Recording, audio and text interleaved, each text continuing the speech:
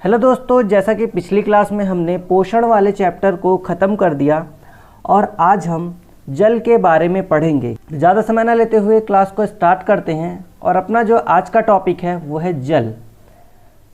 पहले पॉइंट में आप देखिए दिया गया है कि प्रत्येक वर्ष 22 मार्च को विश्व जल दिवस के रूप में मनाया जाता है।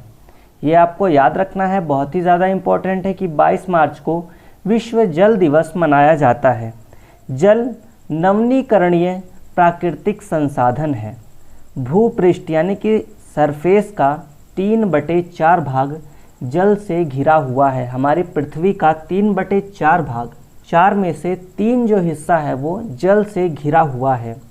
अगर मैं बात करूं लवणीय जल की यानी कि खारे जल की, तो 97% जो है वो खारा पानी है हमारी पृथ्वी पर, और अलवणीय जल जिसे मीठा पानी कहा जाता है यानी साफ पानी, वो 3% ही है मात्र।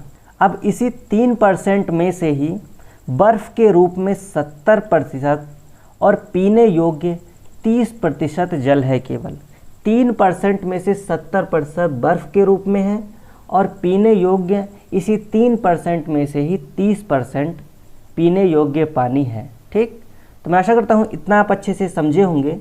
आगे पेज पे देखिए, आप दिया गया है कि जल के क्षेत्र को जलमंडल यानी कि हाइड्रोस्फीयर कहते हैं। यह जल के विभिन्न स्रोत जैसे नदी, झील, समुद्र, महासागर आदि जैसे विभिन्न जलाशयों से मिलकर बनता है। क्या? जलमंडल। यहाँ देखिए आप थर्ड पॉइंट में, ये सभी प्राणियों के लिए आवश्यक है। जाहिर सी बात है कि जल जो है वो सभी प्राणियों के लिए बहुत ही आवश्यक है। महासागरों का जल लवणीय और मानव उपभोग के लिए उपयुक्त नहीं होता। जो महासागर का जल होता है वो बहुत खारा होता है, इस वजह से मानवीय उपभोग के लिए वो नहीं होता। अलवणीय जल जिसे फ्रेश वाटर कहते हैं, जो मीठा पानी पीने योग्य है, वह केवल 2.7% ही है। इसका लगभग 70% भाग बर्फ़ के रूप में हिमनद यानी कि ग्लेशियर के रूप में उपस्थित है हमारी पृथ्वी पर। जैसे अगर मैं बात करूं तो अंटार्कटिक में, ग्रीनलैंड और पर्वतीय प्रदेशों में ग्लेशियर जो मौजूद है वो 70% भाग है बर्फ़ का। ठीक, तो आगे देखिए आप, नेक्स्ट दिया गया है जल का सर्वाधिक घनत्व 4 सेल्सियस पर होता है। जल का अगर मैं घनत्व की बात करूं तो सबसे ज़्यादा जो घनत्व होगा वो 4 डिग्री सेल्सियस पर होगा। जल एक सार्वभौमिक विलायक है। जल की 3 अवस्था होती है। कौन कौन सी स्टेज होती हैं? तो 3 अवस्थाएं। कौन कौन सी? सॉलिड, लिक्विड और गैस। यहाँ पे आप देख सकते हैं ये सॉलिड जो कि बर्फ़ के रूप में होता है, लिक्विड पानी, और गैस जो होता है वो वाष्पोत्सर्जन के रूप में देखने को मिलता है। इसमें विभिन्न पदार्थों के घुलने की क्षमता होती है। 5वां पॉइंट है, यदि वस्तु का घनत्व जल के घनत्व से कम होता है तो वस्तु तैरेगी। जैसे अगर मैं लकड़ी के टुकड़े की बात करूं तो उसका जो घनत्व होता है वो जल के घनत्व से कम होता है, इसलिए वो पानी में तैरती है। वहीं अगर मैं बात करूं, यदि वस्तु के आयतन से ज़्यादा पानी विस्थापित करती है, कोई वस्तु है वो अपने आयतन से ज़्यादा जल के पानी को विस्थापित करती है तो वह तैरेगी। जैसे बोट जो नाव होती है वो भी इसी सिद्धांत पर काम करती है। समुद्र का जल सोडियम क्लोराइड के कारण खारा होता है। क्यों खारा होता है? तो सोडियम क्लोराइड के कारण। ठीक, आगे देखिए आप, दूषित जल के द्वारा होने वाले रोग कौन कौन से रोग हैं? तो टाइफाइड, हैजा, पेचिस, अतिसार और पोलियो। ये 5 प्रकार के रोग जो हैं वो दूषित जल के कारण होते हैं। यहाँ पे आप देख सकते हैं इमेज में, ये 5 रोग हैं। अतिसार हो गया, हैजा यहाँ पे आप देखिए ये रहा, और पोलियो, टाइफाइड और पेचिस। उसके बाद दिया गया है कि जल प्रदूषण से होने वाले रोग। मिनी माता रोग की अगर मैं बात करूं तो जल में अगर पारे की अधिकता हो जाती है तो इस वजह से मिनी माता रोग हो जाता है। इटाई रोग कैडमियम की अधिकता के कारण होता है। जल में अगर कैडमियम की अधिकता हुई और उस जल को हमने पी लिया तब इटाई रोग से हम पीड़ित हो सकते हैं। ब्लैक फुट की बात करूं तो आर्सेनिक की अधिकता और ब्लू बेबी सिंड्रोम नाइट्रेट की अधिकता के कारण ये रोग देखने को मिलते हैं हमें मानवों में। आगे देखिए आप नेक्स्ट पेज में दिया गया है कि कुएं या बावड़ी क्या होती हैं। कुएं और बावड़ियाँ, तो सीढ़ीदार कुएं यह बावड़ी जल भंडारण तथा संरक्षण की पारंपरिक व्यवस्था के साथ जल स्रोत के रूप में उपयोगी होते हैं। ये एक पारंपरिक व्यवस्था है जिसके द्वारा हम जल भंडारण किया करते थे। अब अगर मैं बात करूं तो वर्तमान में कुएं हमें बहुत कम देखने को मिलते हैं और इसका क्या रीज़न है, तो यहाँ पे आप देखिए कि इसके बहुत सारे कारण हैं। जैसे पानी को मोटर से निकाला जा रहा है जिससे ज़मीन का जो स्तर है, जल स्तर, वो कम होता जा रहा है। ज़मीन का जो जल स्तर है वो कम हो रहा है। इसी वजह से झील कम हो रही हैं। जहाँ वर्षा का पानी इकट्ठा होता था उस स्थान पर अब कम पानी इकट्ठा होता है। या मैं बात करूं तो वो जो स्थान है वो कम होते जा रहे हैं, जैसे झील, तालाब, ये सभी अब विलुप्त होते जा रहे हैं। पेड़ और पार्क के चारों ओर मिट्टी के सीमेंट से ढका जा रहा है। अक्सर ऐसा लोग बारिश में कीचड़ से बचने के लिए सीमेंट का घोल या फिर पेड़ों को सीमेंट से ढक दिया करते हैं, जिससे वर्षा का जो पानी है वो ज़मीन तक नहीं पहुंच पाता। इस वजह से भी जो ज़मीन का जल स्तर है वो कम हो रहा है और इसी वजह से कुएं हमारे जो है वो सूखते जा रहे हैं। ठीक, तो दोस्तों आगे बढ़ता हूं अपने नेक्स्ट पेज पे। आप देखिए दिया गया है कि मृत सागर कहाँ पर स्थित है, तो इजराइल और जॉर्डन की सीमा पर मृत सागर स्थित है। वैसे तो सभी सागरों के पानी में नमक होता है, यह जाहिर सी बात है। मैंने आपको अभी बताया था कि जो सागर होते हैं वो उनका पानी बहुत ही खारा होता है, नमकीन होता है। तो यहाँ पे बात कर रहा है कि मृत सागर जो है उसका पानी लेकिन सबसे ज़्यादा नमकीन है। यह इतना नमकीन है कि लगभग 1 लीटर पानी में 300 ग्राम नमक हमें प्राप्त हो सकता है। मृत सागर में हम ऐसे तैर सकते हैं जैसे हम आराम से लेटे हों। ये किस वजह से होगा, तो यह जल के घनत्व के कारण ऐसा होगा। ठीक, तो आगे बढ़ते हैं अपने नेक्स्ट पेज पे देखिए आप अल-बरूनी के बारे में यहाँ दिया गया है। मैंने यहाँ पे अल-बरूनी के बारे में इसलिए डाला है इसको क्योंकि इसने भी भारत में आकर के जल के बारे में काफ़ी अध्ययन किया था। हजारों से भी ज़्यादा साल पहले एक यात्री भारत आया था जिसका नाम है अल-बरूनी। अल-बरूनी कहाँ से आया, तो ये उज़्बेकिस्तान से भारत आया था। कहाँ से, उज़्बेकिस्तान से। ठीक, अल-बरूनी ने बहुत ही बारीकी से चीज़ों और जगहों को देखा। ख़ास तौर से इसने उन चीज़ों को भारत में देखा जो इसे अपने देश में नहीं मिली या अपने देश से इसको अलग लगी, यानी उज़्बेकिस्तान से इसको अलग चीज़ें जो लगी उनको इसने बहुत ही बारीकी से भारत में देखा।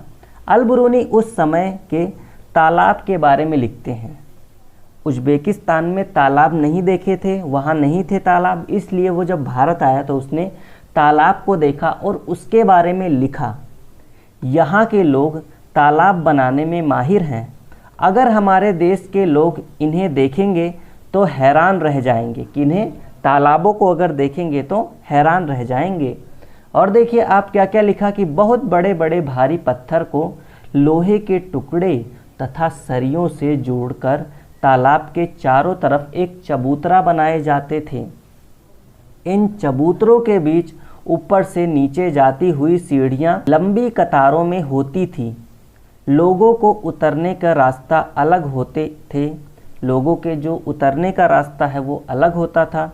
इस वजह से यहाँ कभी भी भीड़ लगने की परेशानी नहीं होती थी। मैंने बताया था कि अल-बरूनी ने एक बुक लिखी थी, उसकी किताब थी किताब उल हिंद। इसमें उसने भारत के तालाब और जल व्यवस्था के बारे में वर्णन किया है। ठीक, तो आगे बढ़ते हैं अपने नेक्स्ट पेज पे। यहाँ पे देखिए आप दांडी मार्च यानी कि दांडी यात्रा के बारे में बताया गया है। यह सन 1930 में अंग्रेज़ों ने भारत के आम लोगों को नमक बनाने पर पाबंदी लगा दी थी। उस दौरान महात्मा गांधी ने दांडी यात्रा प्रारंभ करी। ठीक, इस कारण से महात्मा गांधी ने दांडी यात्रा शुरू करी। महात्मा गांधी का कहना था कि जो चीज़ें हमें कुदरत ने दी हैं उसे बनाने में पाबंदी कैसी। सही बात है कि समुद्र के पानी को कैसे बनाया जाता है, नमक। तो यहाँ पे मैंने लिखा है कि समुद्र के पानी को ज़मीन पर क्यारियों में जमा कर दिया जाता है, तेज धूप से पानी सूख जाता है और नमक का ढेर वहीं रह जाता है, तो नमक बन जाता है। बहुत ही सिंपल तरीका है इसको बनाने का। उन्होंने लोगों के साथ मिलकर अहमदाबाद से दांडी, समुद्री तट है दांडी के पास, वहाँ तक एक लंबी यात्रा की थी। एक बार इसको मैं ठीक करता हूँ, लंबी यात्रा की थी और इस गलत कानून को तोड़ा था। ठीक, आगे देखिए आप दिया गया है कि तरुण भारत संघ, ये क्या है। तो ये जो एक ऐसी संस्था है जो कि जल संरक्षण के लिए कार्य करती है। राजेंद्र सिंह इसके संस्थापक हैं, वर्तमान में राजेंद्र सिंह ही इसके अध्यक्ष भी हैं। इन्हें मैग्सेस पुरस्कार से सम्मानित किया गया है।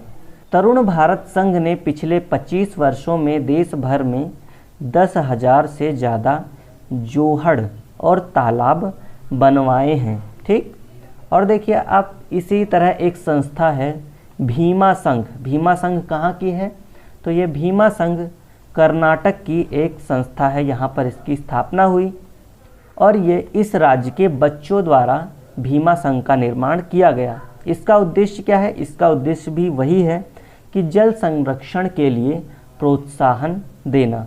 यहाँ पे है कर्नाटक राज्य, आप सभी को पता होगा। आगे देखिए आप, नेक्स्ट दिया गया है जल चक्र यानी कि वाटर साइकिल।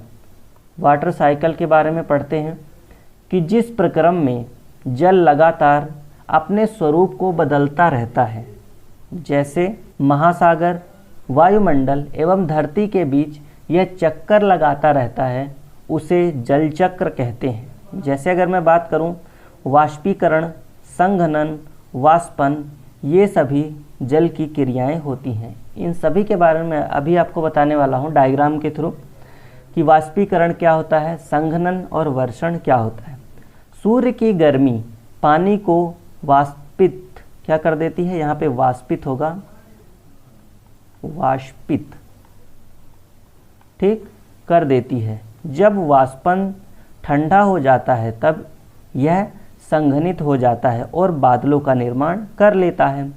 यह बारिश, बर्फ या ओलावृष्टि के रूप में जमीन या समुद्र पर गिर आती है। अब इसी को हम डायग्राम में अच्छे से समझते हैं। तो यहाँ पे आप देखिए, ये है सूर्य हमारा सन। पेन का कलर चेंज कर लेता हूँ मैं। ये है हमारा सूर्य सन। जब गर्मी पड़ेगी तब यहाँ पे आप देखिए ये समुद्र है। समुद्र से जो जल होंगे, समुद्र हो गया, यहाँ झील है, इनसे जल का क्या होगा, ऊपर की ओर वाष्पीकरण होगा। क्या होगा, वाष्पीकरण। वाष्पीकरण होकर के ये जल जो है वाष्पोत्सर्जन होकर के यहाँ बादल में इकट्ठा हो जाएगा। जब इकट्ठा होगा, इस क्रिया को हम संघनन कहते हैं। बादल बनना, बादल में जल का इकट्ठा होना, इसे संघनन कहा जाएगा। संघनन के बाद ये होगा वर्षण। वर्षण यानी कि वर्षा, वर्षण। फिर जो होगा, बारिश जब होगी तब ये जल वापस धरती पर आ जाएगा और यहाँ पर स्टोर हो जाएगा। संग्रहण, संग्रहण जल के रूप, झील में, यहाँ समुद्र में, तालाब में, इसी प्रकार से। और भूमि के जल स्तर यहाँ पर देखिए आप, यहाँ पर भी ये स्टोर हो जाएगा। तो ये थी हमारी वाटर साइकिल यानी कि जल चक्र। आशा करता हूँ आपने इस क्लास को अच्छे से समझा होगा। तो मिलते हैं अपनी नेक्स्ट क्लास में, तब तक के लिए जय हिंद, जय भारत दोस्तों।